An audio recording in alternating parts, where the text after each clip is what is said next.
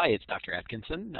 Today I'll be talking about the experiment from 227 that's called using conductivity to find an equivalence point.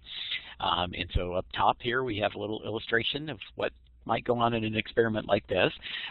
So we have two different solutions, and they're hooked up to a battery, and they have a light bulb that can be lit. That's not exactly the experiment that you'll be doing. You'll be using a conductivity probe made by Vernier Incorporated. But basically the idea of a conductivity measurement is you create a voltage using a power supply, and you look to see, and the idea here is that you would get the light bulb would light up. You look to see if current is flowing through the loop that is basically the wires out here in the real world and the solution here in the beaker. And the trick here is that the current will only flow through this complete circuit if there are ions present in the solution. So ions are what carries current in solution. You can't get electrons to go out of the wire into the solution and hop over to this other electrode. So there have to be ions in the solution that are carrying the charge. So that's the key concept here. And so the difference, we would say, between this solution and this solution is the amount of ions. And this solution probably has more ions than this solution does. So the experiment that you'll be doing today will be a reaction between barium and sulfuric acid, so barium hydroxide and sulfuric acid. And so we'll be talking about types of chemical reactions again. So the types of chemical reactions that take place in this system, there are actually two chemical reactions going on. There's an acid-base reaction between the hydroxides of the barium hydroxide and the H pluses from the sulfuric acid, and there's also a precipitation reaction going on. So the bariums are getting together with the sulfates and making this insoluble barium sulfate species. And so two types of reactions take place in solution, and the other thing that's going on in this system is you start off with a mixture that contains quite a lot of ions, and bariums and hydroxides and H pluses and sulfates, and you create a system that doesn't have very many ions. So water only dissociates to a very small extent into H plus and OH minus, so pure water doesn't conduct very much electricity at all, or doesn't conduct electricity very well at all. And barium sulfate is a solid sitting on the bottom of the beaker, and so it's not going to help you conduct electricity in the solution either. So that's basically what's going on during the conductivity part of the experiment, but this is also a titration experiment. So this is the first titration you'll do in this lab, but there are many, many titrations that you'll do this year in general chemistry and beyond, and in other chemistry courses. And so titrations involve adding very precise amounts of liquid to a solution. And so this thing on the left-hand side that I'm showing here is called a burette. And the burette is the device that allows you to very accurately measure the amount of solution that you've put into a reaction vessel, which in this case will be a beaker like this that's hooked up to a conductivity type measurement. And so we're going to combine this setup with the burette and this setup with the conductivity measurement, which the conductivity measurement is actually connected to a computer over here. And we'll be doing measurements of the conductivity of the solution as a function of the added reagent. And in this case, the reagent is sulfuric acid. So to be a little bit more precise here, the nomenclature that goes with the things is the stuff that you're reacting with. The barium hydroxide is called the analyte, and the stuff that comes out of the burette is called the titrant. So the titrant is added to the analyte, and in this case what we're looking for is sort of a minimum in conductivity that happens when all of the stuff we started with is turned into water and barium sulfate solid. So when you do, these types of titration experiments, there will be an implied balanced chemical equation, and the balanced chemical equation basically says that there is a mole-to-mole ratio between barium and H plus, or between barium hydroxide and sulfuric acid.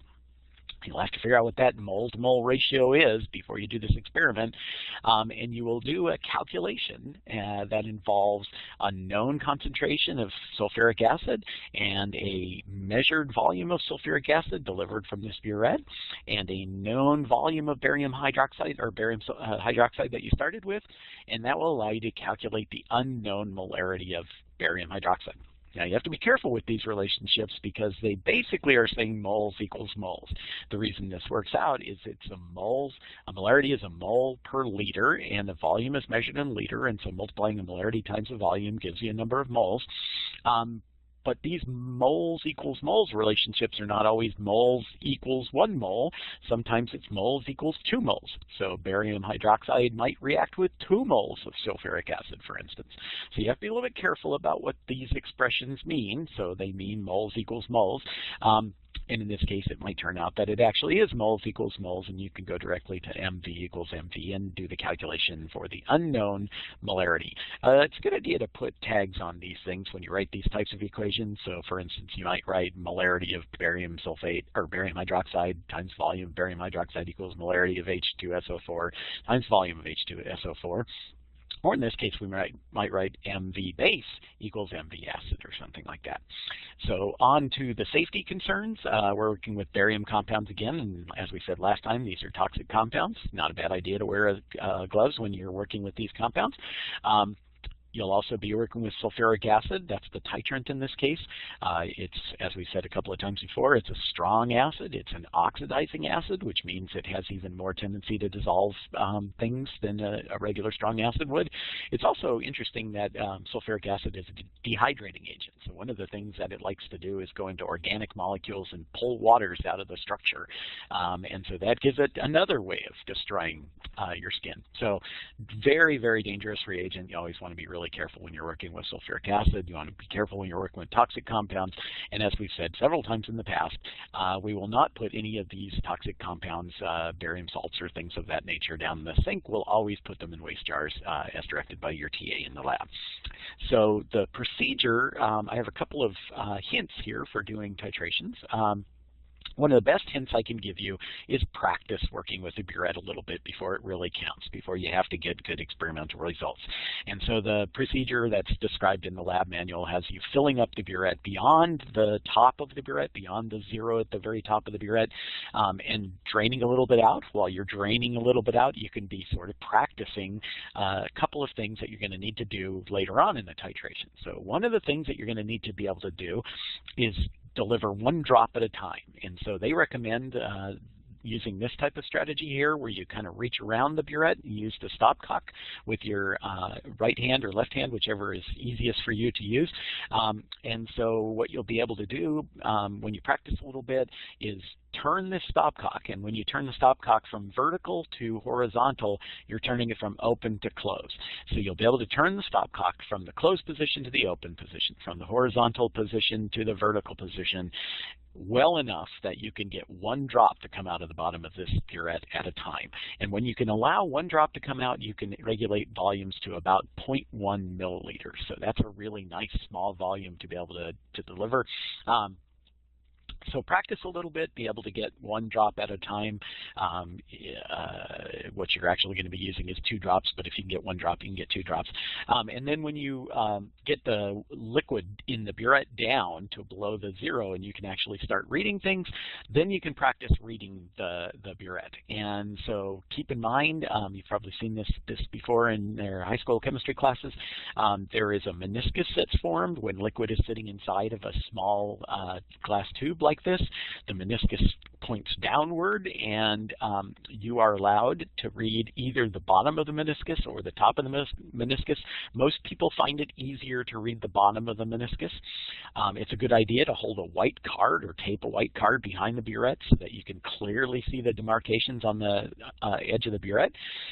And the really important thing about using these types of scales, these types of things that you actually make a manual reading off of, is that you read the scale to 1 more digit than is obvious. So 1 more digit than you can see here.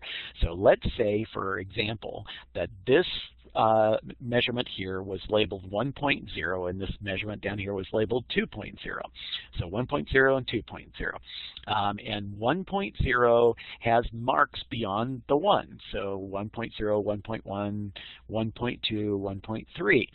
So 1.2, 1.3, those are obvious marks. What we're supposed to do is read 1 more beyond that fairly obvious mark. So looking at this system, you would say definitely 1, definitely 0.2. It's somewhere between 0.2 and 0.3, and so that's the one you have to basically estimate. So you would say something like 1.25. So you always have to read all scales, manually read scales, to one more digit than is obvious. In the case of burettes, that means you read to 0.01 milliliters. So not 1/10 of a milliliter, because that's the obvious scale. 1/100th of a milliliter. And the last thing about reading burettes that's really important is you have to have your eye at the same level as the burette reading, as the liquid level in the burette. If your eye is pointing down from above or your eye is pointing up from below, you will get a reading that's in error by as much as 0.1 milliliters. So that's enough to really throw your results off in this case. So you have to bring your eye to the same level as the meniscus. You typically would like to have a white card behind this. Sometimes people put a white card with a black line on it, so they can actually put the black line at the edge of the meniscus. That sometimes helps. But the key here is to read those burette readings to 0.01 milliliters. And that last decimal point, or that last number, is an estimate, but it's a pretty good estimate for most people. And then the last thing that you'll be doing, if you have stir plates and stir bars available in the lab, is using the stir bar to keep the solution stirring while you're actually doing the titration. This is really nice if we have that capability available. So there would be two pieces to this. There would be a little stir plate, which is a little magnetic device that you plug in and turn on. And there would be a stir bar, which is a little Teflon rod that you put in the bottom of your solution. If this is the first time you've ever used a stir bar, the trick is to sort of start off low and slowly increase the stirring rate, and to keep the stir bar going rapidly but smoothly. If you go too fast, the stir bar flips out and bounces around the inside of the container. So you want to get that set right and just leave it running for the whole experiment, because if you mess around with it while you're doing the experiment, it could flip out and hit the conductivity meter and potentially damage the conductivity meter. So get the stir bar going before you start doing the experiment. Leave it running while you're practicing delivering volumes from the burette, and then you basically will be all set up with the conductivity meter and burette, and you'll be running the experiment a little at a time. And one of the recommendations that we have is both partners, or all the partners in a group, should probably get a chance to try delivering the volume. And so as you're delivering the volume, you might want to switch off every once in a while. It's a little tedious, so it's usually welcome change to take a break from doing it. And it's a good practice to let both people have a chance here to get a chance to do the thing. Okay, so the last thing I'm going to talk about is some specifics about the report. You will have an answer in this case, and the answer will be the concentration of barium hydroxide that you started with, that you get from doing one of those MV equals MV calculations. And you should always include those answers, state the answer in the discussion and in the abstract. So, when you've got a numerical answer, put it in the abstract. That's one of the things the person who's reading this would be interested in. You'll also do two different versions of the data workup. So you will use your just basically looking at the data to manually select the point of minimum conductivity. And then you'll also use an intersecting lines method that's facilitated by the computer. So it'll draw a line through the data on one side of the equivalence point, and then a line through the data on the other side of the equivalence point, and it'll show you where the two lines run into one another. And that's supposed to be the minimum conductivity point. You should look at the two numbers and say, well, they should be fairly close to one another, but you should comment on which of the numbers you probably trust more, and which method you think would work better in the future if you were going to do the same experiment over again. And so one thing to keep in mind when you're looking at the data versus the intersecting lines method is the data does have a little bit of noise in it, so it does tend to bounce around a little bit. And so you might factor that into your discussion of which one of the two workups you trust more. And I should have said this earlier on, but the equivalence point is the point in the titration where the number of moles of stuff that you've added is equal to the number of moles of stuff that you started with. And hopefully you've already talked about that in the lab or in the lecture. If not, if this is the first time you've seen equivalence point, you will definitely see it again in the future, because there's going to be, like I said, lots of titration experiments that you'll do in this lab and other labs that you have in the future. All right, thanks again for your attention.